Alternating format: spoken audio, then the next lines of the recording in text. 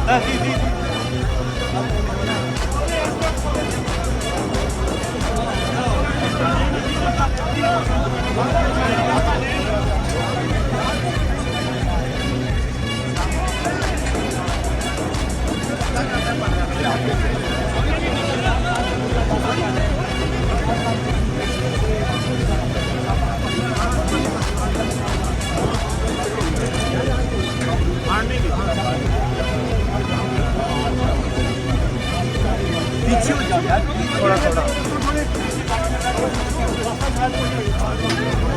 ऐसा खोल रहे हो।